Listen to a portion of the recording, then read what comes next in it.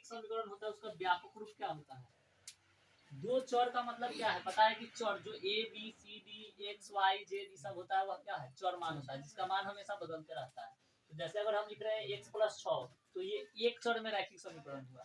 रैखिक समीकरण मतलब घात तक सबसे पहले एक होगा तो वह रैखिक समीकरण कहलाता है। और इसमें चर एक है तो यह क्या हुआ? एक चर में रैखिक समीकरण। और इसमें एक और दूसरा चर y मिला लेंगे तो यह क्या हो गया? और जोड़ 6 लिखते रहे बराबर 0 तो यह क्या हो गया? दो चर में रैखिक समीकरण, क्योंकि यहाँ पर दो चर हो गया। तो यही होता है एक चर में रैखिक समीकरण और दूसरा क्या होता है? दो चर में रैखिक समीकरण। तो अब देखते हैं कि दो चर में रैखिक समीकरण का व्यापक रूप क्या होता है। तो याद रखना है दो चर में रैखिक समीकरण का व्यापक रूप, दो चर में रैखिक समीकरण का व्यापक रूप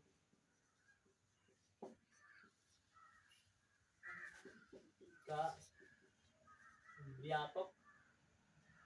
व्यापक रूप क्या होगा? ax + by + c = 0 होता है। ठीक,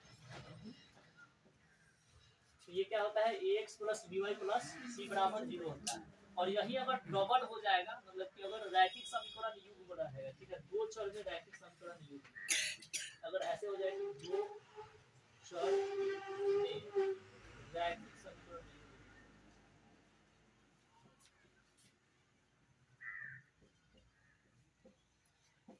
दो चर में रैखिक समीकरण युग्म, तो दो चर में रहेगा तो यहाँ पर हम क्या लिखे हैं? ax + by + c लिखे हैं।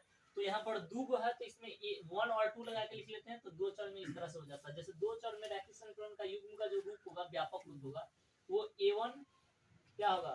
x जोड़ b1 y जोड़ c1 = 0। ठीक है, समीकरण ये हो जाएगा।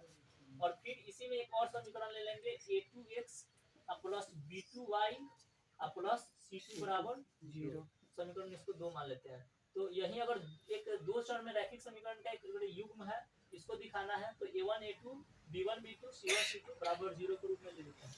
तो अगर जब जानना हो कि कौन सा मान a1 a2 होगा तो इसमें ये पहले x के पहले वाला मान क्या होगा? हमेशा a1 a2। y के पहले वाला मान क्या होगा? b1 b2। और यहाँ पर जो अचर मान होगा वह क्या होगा? c1 c2। तो इस तरह से हो जाएगा a1 a2 b1 b2 c1 c2। और अगर हमको बताना हो, अगर हम समीकरण दो समीकरण देखेंगे, दो समीकरण को देखते ही जान जाएंगे कि इसका हल कैसा होगा, मतलब कितना हल होगा, इसका ग्राफ कैसा होगा, युग्म कैसा होगा। और इससे ऑब्जेक्टिव क्वेश्चन पूछा जाता है। तो कब जो है तो रैखिक समीकरण जो होगा, ये जो दो चर में रैखिक समीकरण होगा उसका हल कितना होगा, उसका ग्राफ कैसा होगा, ये कैसे जानेंगे अभी देखते हैं। कभी ऑब्जेक्टिव में ऐसा बहुत सारा पूछा जाता है। ठीक है,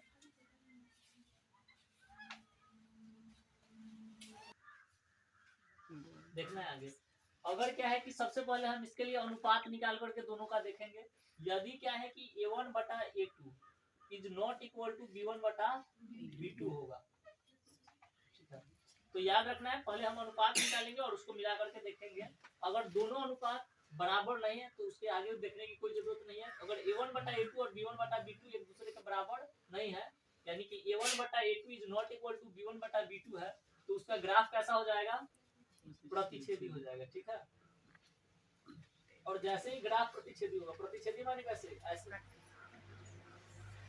ऐसे एक दूसरे को ऐसे काटेगा। अब याद रखना है कि जो ग्राफ है दो चर में रैखिक समीकरण का ग्राफ एक दूसरे को जितना बिंदु पर काटता है उसका हल उतना ही होता है। तो यह कितना बिंदु पर काट रहा है? एक बिंदु पर, तो इसका हल कितना होगा? एक। तो जो भी यदि ग्राफ क्या है? प्रतिच्छेदी है, यानी कि a1 बटा a2 is not equal to b1 बटा b2 है, या ग्राफ प्रतिच्छेदी है, तो उसका जो हल का संख्या होगा वह कितना होगा? एक हल। और एक हल को हम अद्वितीय हल भी कहते हैं। तो एक हल कहें या अद्वितीय हल कहें, बात एक ही है। तो अद्वितीय हल भी कहीं कहीं लिखा हुआ मिल जाएगा, अद्वितीय हल या एक हल। ठीक है, और दूसरा बात युग्म में याद रखना है। अगर क्या होगा कि हल, ठीक है, अगर हल जो है सो किसी अगर किसी मतलब ग्राफ का हल होगा तो उस युग्म को कहते हैं हम संगत युग्म। ठीक है, तो इसका युग्म हल तो है, एक हल है, हल निकलता है, इसको हम क्या कहते हैं? संगत युग्म। ठीक है, युग्म। ठीक है, आगे देखता है। और वही क्या है कि अगर दो को बराबर हो जाए, यहाँ पर तो बराबर नहीं, अगर a1 बटा a2 is not equal to b1 बटा b2 का पहले का बराबर नहीं हुआ तो उसको तो हम छोड़ देंगे, आगे देखेंगे ही नहीं कि क्या है, वो वो बाद वाला बराबर हो या नहीं उससे कोई मतलब नहीं है। दोनों बराबर नहीं हुआ, जान गए कि ग्राफ प्रतिच्छेदी हो जाएगा और एक बिंदु पर काटेगा, एक हल हो जाएगा और युग्म जो है संगत युग्म हो जाएगा। अब बात करते हैं कि यदि पहले का जो a1 बटा a2 था बराबर नहीं होकर के क्या हो जाए, बराबर हो जाए। तो मान लेते हैं कि a1 बटा a2 बराबर अगर हो जा रहा है b1 बटा b2 के और is not equal to c1 बटा c2, तब क्या होगा, ऐसे कंडीशन में क्या होगा? तो ऐसे कंडीशन में अगर दो को बराबर हो जा रहा है और तीसरा बराबर नहीं हो रहा है, तो ऐसे कंडीशन में जो ग्राफ होता है वह एक दूसरे के समानांतर निकल जाता है। समानांतर निकल जाता है का मतलब क्या है कि वह कभी एक दूसरे को काटता नहीं, कहीं नहीं काटेगा। कितना भी आगे बढ़ाते जाएंगे इसको, ये दोनों रेखा एक दूसरे को कभी नहीं काटेगा। समानांतर रेखा का मतलब ये है। तो जब ग्राफ समांतर हो जा रहा है तो इसका हल कितना होगा? ये दोनों रेखा एक दूसरे को एक बार भी नहीं काटेगा। बताया है कि जितना बार काटता है एक दूसरे को उतना ही हल होता है, लेकिन ये एक दूसरे को एक बार भी नहीं काटेगा तो हल कितना होगा? कोई हल नहीं होगा। तो ऐसे कंडीशन में इसका क्या होगा? कोई हल नहीं, कोई हल नहीं होगा। एक बात और याद रखनी है, कभी कभी डायरेक्ट भी क्वेश्चन दे देगा कि यदि दो चर में रैखिक समीकरण का जो ग्राफ है वह समानांतर है तो हलों की संख्या होगी। तो कौन सा हलों की संख्या कितना होगा? कोई हल नहीं। कभी कभी ऐसे भी पूछेगा, यदि दो चर में रैखिक समीकरण के ग्राफ जो है समांतर है तो उसका युग्म होगा। तो कौन सा युग्म होगा? तो बताया है अगर हल होता है तो संगत युग्म, हल नहीं होता है तो असंगत युग्म। तो ये कौन सा युग्म हो जाएगा? असंगत युग्म। अब लास्ट बच गया ये वाला। तो लास्ट में क्या होगा कि यहाँ पर क्या होगा कि दो को बराबर हो चुका था और तीसरा बराबर नहीं था तो समांतर हो गया, लेकिन तीसरा भी बराबर हो जाएगा। तीसरा कंडीशन यही हो सकता है कि तीनों बराबर हो जाए, a1 बटा a2 बराबर हो जाए b1 बटा b2 के और बराबर हो जाए तीसरा भी बराबर हो जाए c1 बटा c2। तो ऐसे कंडीशन में क्या होता है कि ग्राफ संपाती हो जाता है। संपाती का मतलब है कि एक रेखा पर दोनों ग्राफ हो जाएगा। जैसे जितना बिंदु इसमें कट रहा है उतना ही बिंदु सब इसमें भी सब जगह सेम बिंदु आएगा, इसी पर दोबारा से ग्राफ हो जाएगा। तो जब दोनों एक दूसरे पर क्या होता है कि आश्रित हो जाता है, संपाती हो जाता है, तो उसको हम बोलते हैं संपाती ग्राफ। ठीक है, संपाती।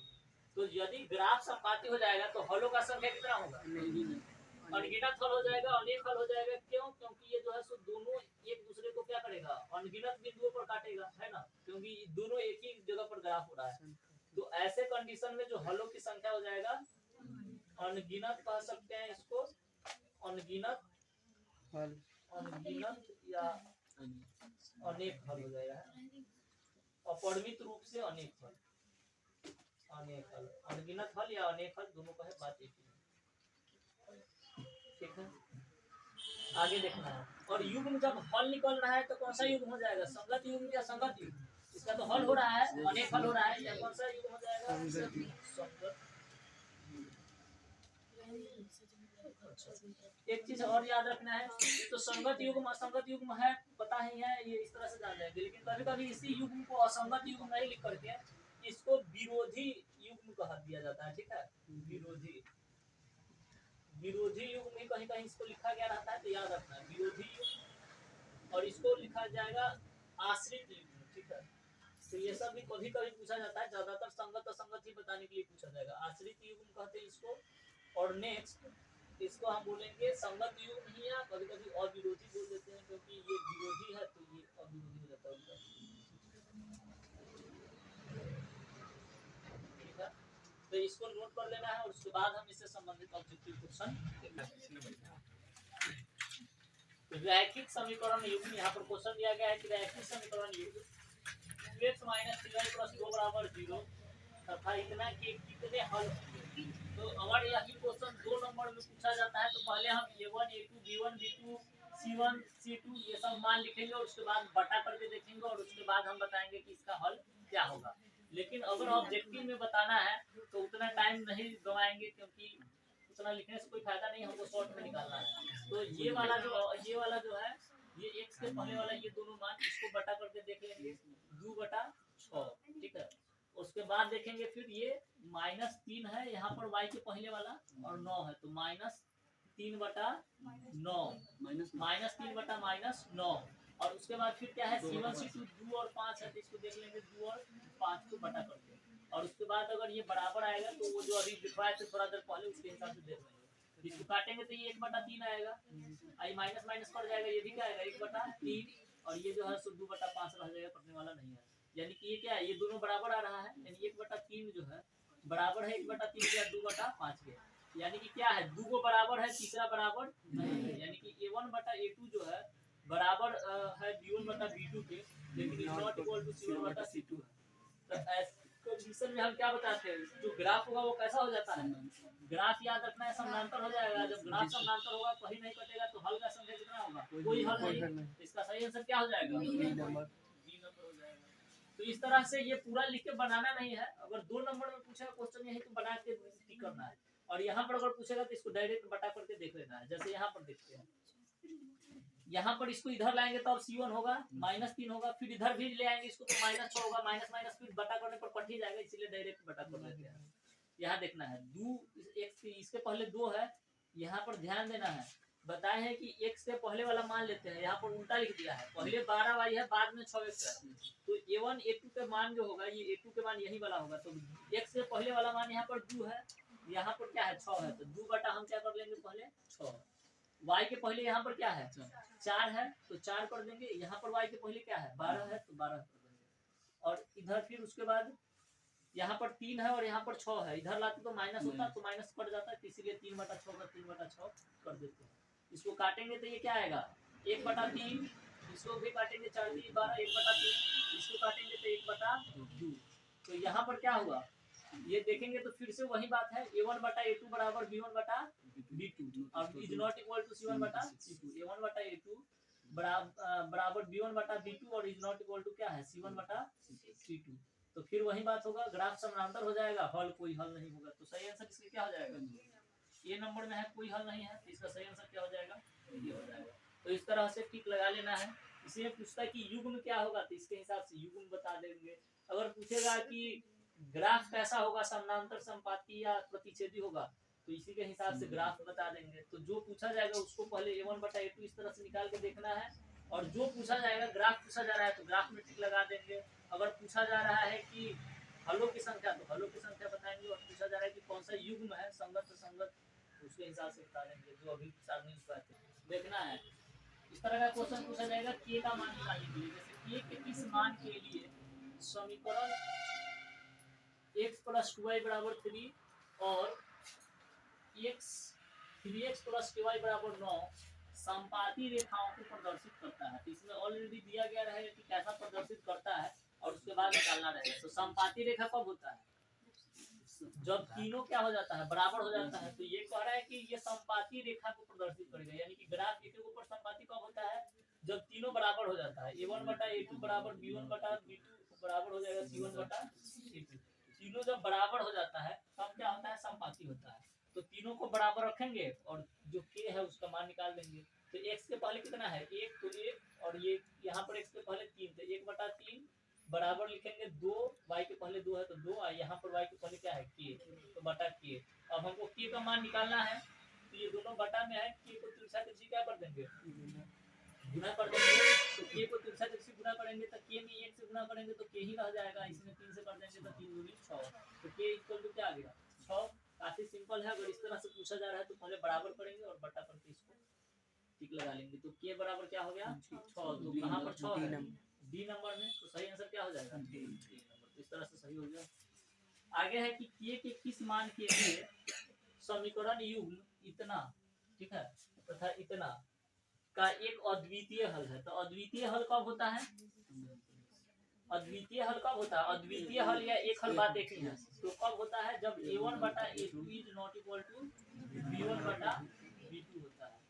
तो ये A1/A2 is not equal to B1/B2 होगा, तब क्या होगा अद्वितीय हल होगा। तो पहले ही इसको रख लिए और इसके हिसाब से अब रखेंगे और उसके बाद मान निकाल देंगे। x के पहले कितना है 1 और यहाँ पर 3, तो A1/A2 क्या हो जाएगा 1/3 इज नॉट इक्वल टू होगा B1/B2। तो यहाँ पर ये B1 हो गया और ये B2 हो गया।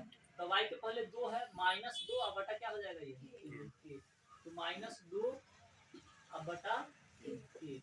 अब यही निकालना है कि क्या होगा, तो इसको तिरछा तिरछी फिर इसमें गुना करेंगे तो क्या आ जाएगा k is not equal to यानी -6। तो k को -6 छोड़ के मान सभी के लिए आ जाएगा। तो k is not equal to -6 कितना नंबर में है, यहाँ बी नंबर में है तो सही आंसर क्या हो जाएगा? तो इस तरह से अगर के का मान निकालने के लिए देगा तो पहले क्या है कि उसके हिसाब से जो कह रहा है उसके हिसाब से फॉर्मूला रखना है और उसके बाद बटा कर देना है और जो भी बटा बराबर करके आएगा उसके हिसाब से हम इसका मान निकाल लेंगे, गुना करके आंसर आ जाएगा। ठीक है, और दो चर में रैखिक समीकरण ax plus by plus c के कितने हल संभव है। तो इस तरह से जैसे कि ये ऐसे शॉर्ट में सांकेतिक रूप में व्यापक रूप लिख दिया है, जैसे यही रहता है कि 3x प्लस 6y बराबर 5, इससे कितना हल संभव है? x का जितना मान रखते जाएंगे y का उतना ही मान निकलते जाएगा, यानी कि अनगिनत हल हो जाएगा इसका। यानी कि इस तरह का अगर दो चर में एक रैखिक समीकरण है तो उसका अनगिनत हल होता है, तो याद रखना है इसका सही आंसर क्या हो जाएगा? तो दो चर में जो भी रैखिक समीकरण ax plus by plus c के रूप का होगा, कोई अगर दो समीकरण है तो उसमें देखेंगे दोनों का तुलना करके, लेकिन अगर एक ही समीकरण है तो उसका कितना हल होगा? अनगिनत हल, क्योंकि जितना मान x का रखेंगे उतना ही मान y का बदल जाएगा। आगे है, जैसे बताए थे कि अगर कोई दो खिलाड़ी एक्स वाई मिलकर के अगर 150 रन बना रहा है तो अगर एक 50 बनाएगा तो दूसरा कितना रन बनाएगा? 100। अगर एक 75 रन बना रहा है तो फिर दूसरा कितना बनाएगा? 75 रन। यानी कि ये जो है सो अगर एक रन बना रहा है तो एक कितना बनाएगा? 149 रन। यानी कि इसका अनगिनत हल क्या है? संभव है। तो इस तरह से दो चर में जो भी रैखिक समीकरण होगा उसका अनगिनत हल संभव होता है। आगे, दो चर रैखिक समीकरणों के लेखाचित्र यदि समपाती रेखाएं हैं तो कितने हल होंगे। तो अभी बताए थे कि दोनों जब समपाती रेखा होता है तो एक ही पर ग्राफ होता है, और जब एक ही पर ग्राफ होता है तो ये अनेक बिंदुओं पर काटता है और इसलिए इसका कितना हल होता है? अनेक हल होता है, अनगिनत हल होता है। तो सही आंसर इसका क्या हो जाएगा? तो इसका जो सही आंसर हो जाएगा वह क्या हो जाएगा? सी नंबर, अनगिनत हल हो जाएगा। ठीक है, तो इस तरह से टिक लगा लेना है। और अगर क्वेश्चन पूछा जाता है इस तरह का ऑब्जेक्टिव क्वेश्चन, तो वो जो चार्ट बनवाए हैं उस चार्ट से क्या करना है, पूरा याद रखना है और उसी के आधार पर बता देना है।